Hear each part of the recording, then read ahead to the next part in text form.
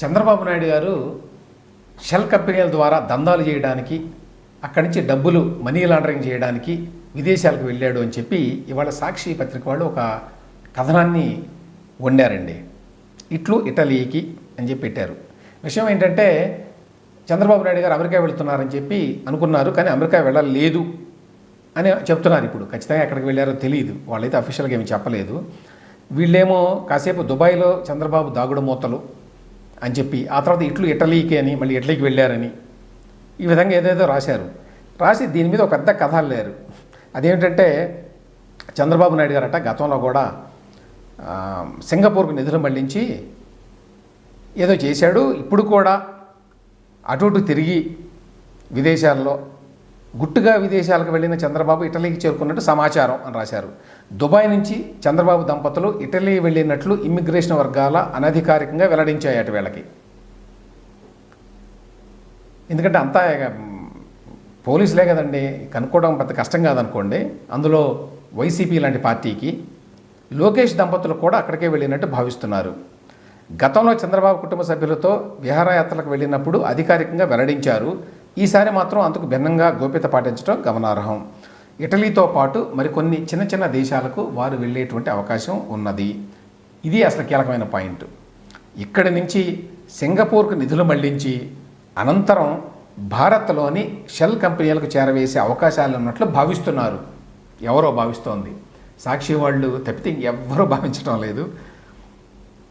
చంద్రబాబు విదేశీ పర్యటనను పూర్తిగా గోప్యంగా ఉంచడం ఈ వాదనకు బలం చేకూరుస్తోంది. ఓకే, పర్యటన గోప్యంగా ఉండవచ్చు, ఎందుకంటే పర్సనల్ పర్యటన కాబట్టి అందరికీ చెప్పాల్సిన అవసరం కూడా లేదు. ఆయనేమో ముఖ్యమంత్రి కాదు చెప్పడానికి. జగన్మోహన్ రెడ్డి గారే కరెక్ట్గా ఎక్కడికి వెళ్తున్నాడో ఎవరికి చెప్పడు, తప్పనిసరిగా కోర్టుకి చెప్పాల్సి వచ్చింది. లేకపోతే ఎట్టి పరిస్థితుల్లో జగన్మోహన్ రెడ్డి ఎక్కడికి వెళ్తున్నాడో ఎవరికి తెలియదు. ఎందుకంటే ఇవాళ ఒక వార్త వచ్చింది ఆంధ్రజ్యోతిలో, అసలు క్యాబినెట్ సమావేశాలు ఆయన 1/3 కూడా పెట్టలేదు. తెలుగుదేశం హయాంలో ఎన్ని క్యాబినెట్ సమావేశాలు జరిగినాయి, 2019 నుంచి 24 వరకు ఎన్ని జరిగినాయని చూస్తే అందులో 1/3 కూడా జరగలేదు. ప్లస్ క్యాబినెట్ సమావేశాలకు తప్ప అసలు సెక్రటరియట్ మొహమే చూడలేదు జగన్మోహన్ రెడ్డి. ఇంకోటి ఏమిటంటే అసలు మామూలుగా సెక్రటరియట్కి వెళ్ళడం అనేది ముఖ్యమంత్రి యొక్క విధుల్లో భాగం అండి. ఎందుకంటే పరిపాలన అంతా సెక్రటరియట్ నుంచి సాగుతుంది కాబట్టి. జగన్మోహన్ రెడ్డి గారు 5 ఏళ్లలో వెళ్ళలేదు క్యాబినెట్ సమావేశానికి మినహా. చక్కగా ఆయన ఇంట్లో కూర్చొని ఆయన మొత్తం పరిపాలన సాగించాడు. ఆయన ఇంట్లో ఏం చేస్తున్నాడు రోజంతా అసలు, ఎందుకంటే పెద్దగా మీటింగులు చాలా తక్కువ ఉండేవి ఇది అఫీషియల్స్ తోటి, అది కూడా అందరికీ తెలుసు. కాబట్టి ఏం చేసేవాడు, అంత గోప్యత ఎందుకు? ఇండివిజువల్గా ఎవరైనా గోప్యత పాటించవచ్చు, అందులో తప్పు లేదు. కానీ ముఖ్యమంత్రిగా ఉన్నప్పుడు ప్రతి నిమిషం కూడా మొత్తం అన్నీ పారదర్శకంగా ఉండాలి. ఎందుకంటే పబ్లిక్ లైఫ్ కాబట్టి ఆయన ముఖ్యమంత్రి కాబట్టి. అట్లా లేడు ఆయన.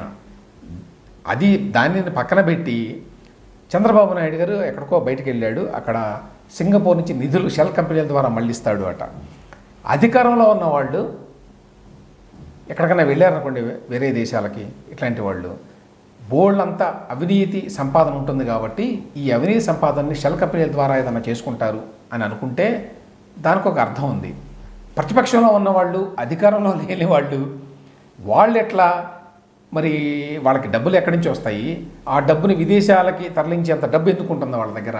ఎవరైతే అధికారాన్ని దుర్వినియోగం చేసి మైన్స్ని కావాల్సిన వాళ్ళకి ఇచ్చుకొని, భూములను కావాల్సిన వాళ్ళకి ఇచ్చుకొని ఇలా రకరకాల కార్యక్రమాలు చేస్తారో వాళ్ళ దగ్గర డబ్బులు ఉంటాయి. కాబట్టి అధికారంలో ఉన్నప్పుడు విమర్శించినా ఒక అర్థం ఉంది. కానీ అధికారంలో లేని వ్యక్తుల్ని బయట దేశాలకు వెళ్ళి షెల్ కంపెనీల ద్వారా మళ్ళీ ఇస్తున్నారని చెప్పి విమర్శించడం అనేది ఓన్లీ వైసీపీకి, సాక్షికి మాత్రమే తగిందండి. ఇంకెవరు చేయలేడు ఆ పని.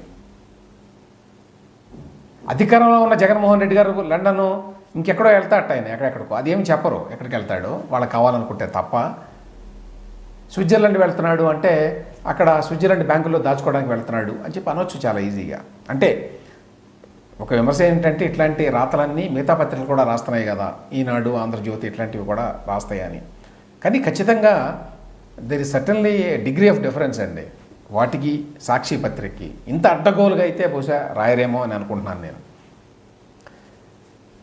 తర్వాత వాళ్ళు రాశారు కాబట్టి మేము రాస్తున్నాం అని అంటే మరి మీ గొప్పతనం ఏముంది? మీరు పేదలని చెప్తారు కదా, పేదలు, నిజాయితీ పరులు, అని చెప్తారు. కాబట్టి ఒకవేళ మీరు విమర్శించినా వేరే వాళ్ళని, అదే పనులు మీరు చేస్తే మీ గొప్పతనం ఏముంది అనేది ప్రశ్న. సో ఇందులో స్కిల్ స్కాము, దుబాయ్ బంధం, ఇట్లాంటి చెత్తంతా రాశారండి. ఇటువంటి చెత్తంతా కనుక మరే దేశంలోనైనా ఎనీ డెవలప్డ్ కంట్రీలో కనుక జరిగితే ఒక 100 కోట్లకో 1000 కోట్లకో 1,00,000 కోట్లకో డ్యామేజ్ వేసి జైలు కూడా పంపిస్తారండి, క్రిమినల్ కేసులు కూడా పెడతారు. మన దేశంలో గతంలో చెప్పాను నేను, ఇది మన దేశంలో ఈ పరువు నష్టం చట్టాలు ఏవైతే ఉన్నాయో చాలా వీక్, కోర్టులు ఇంకా అంతకంటే వీక్, అంతకంటే ఇన్కాంపిటెంట్, అసమర్థ న్యాయ వ్యవస్థ ఉన్నది మనకి. అందువల్ల అవి జరగవు, ఏమీ జరగవు. ఎప్పుడో లోకేష్ ఒక కేసు వేశాడు, ఏంటి, విశాఖపట్నం ఎయిర్పోర్ట్లో కూర్చొని ఎన్నో వేల రూపాయలకి తిన్నాడు అని. అది పచ్చి అబద్ధం. అసలు ఆ రోజున విశాఖపట్నం ఎయిర్పోర్ట్లోనే లేడు ఆయన, విశాఖపట్నంలోనే లేడు, మరి ఎక్కడో ఉన్నాడు అని చెప్పి డాక్యుమెంటెడ్ ఎవిడెన్స్ ఉంది. కానీ సాక్షిలో పెద్ద ఎత్తున వార్త రాస్తే దాన్ని వైసీపీ సోషల్ మీడియా వాళ్ళు కూడా ప్రచారం చేశారు. దాని మీద ఒక కేసు వేశాడు లోకేష్. ఎప్పుడో, ఇంతవరకు ఏమీ లేదు కదా. ఎన్ని సంవత్సరాల తర్వాత దాని మీద తీర్పు వస్తుందో తెలియదు. తీర్పు వచ్చిన తర్వాత ఏ రకమైన శిక్షలు వేస్తారో తెలియదు. ఆయన 50 కోట్లకో 100 కోట్లకో వేసినట్టున్నాడు. అవన్నీ మరి ఒక 100 కోట్లు కట్టండి అని చెప్పి ఒక ఫైన్ వేసినట్టుగా నేను చూడలేదండి ఇంతవరకు. ఇటువంటి పరువు నష్టం కేసుల్లో 50 కోట్లకు 100 కోట్లుగా వేస్తారు కదా, అంటే ఆ కేసులు ఏవి కూడా ఇంతవరకు తేలలా. 100 కేసులు ఉంటే 99 కేసులు తేలవు అసలు అవి. అందువల్ల చాలామంది ఏమంటారంటే ప్రతిదానికి కోర్టులో వేయచ్చు కదా, పరువు నష్టం దావా వేయచ్చు కదా అంటారు. వేస్తే ప్రయోజనం ఏమి ఉండదు. వేసిన వాళ్ళు కోర్టుకు వెళ్ళాలి. ఈ విషయం కూడా చాలామందికి తెలియదు. ఎవరైతే పరువు నష్టం కేసు వేస్తారో కోర్టులో, వాళ్ళు కోర్టుకు వెళ్ళి సాక్ష్యం చెప్పాలి. ఎవరి మీదనైతే వేశారో వాళ్ళు రావక్కర్లా కోర్టుకి, వాళ్ళ లాయర్ వాదిస్తే చాలు. ఆ కారణం చేత కూడా చాలామంది పరువు నష్టం దావాలు వేయరు. ఎందుకంటే వీళ్ళు వెళ్ళాలి కోర్టుకి, వెళ్ళి చెప్పాలి, ఇదంతా కోర్టులో సాక్ష్యం ఇవ్వాలి. లోకేష్ వెళ్ళాడు, అందరు గుర్తుండే ఉంటుంది. చంద్రబాబు నాయుడు గారు పేరు మీద ఇంతవరకు ఎందుకు వేయలేదు అంటే, ఈ కోర్టుకి ఏం వెళ్తాం మనం అని చెప్పి అనుకోవడం వల్ల. రామోజీరావు గారు ఎందుకు వేయలేదంటే అదే కారణం. చాలామంది అంతే, చాలామంది ఎవరైనా బాధితులు, మీడియా బాధితులు, అది సాక్షి పేపర్ ఒకటే అని అన్నాం, మిగతా వాళ్ళు కూడా ఎందుకు వేయరు అంటే, ఒకటి ఈ కేసు తేలదు, 2 మనమే కోర్టుకు వెళ్ళాలి, అవతల వాళ్ళు కోర్టుకు రావక్కర్లా, తర్వాత 3వది ఆ కేసులు సంవత్సరాల తరబడి తేలవు. ఈ కారణాల చేత ఇంత అడ్డగోలుగా ఇట్లా రాస్తారు. జగన్మోహన్ రెడ్డి గారు 5 సంవత్సరాల్లో వేలాది కోట్ల రూపాయలు సంపాదించాడు అనేటువంటి ఆరోపణలు ఉన్నాయి. అధికారం ఆయన చేతుల్లో ఉంది. సిద్ధి సాయో లేకపోతే ఎలక్ట్రికల్స్ ఇంకొకటో, వీటన్నిటికీ వేలాది ఎకరాలు ఇచ్చుకున్నాడు ఆయన. ఇక మైన్స్, ఇసుక సంగతి చెప్పే పని లేదు. లిక్కర్ వ్యవహారం అందరికీ తెలిసిందే.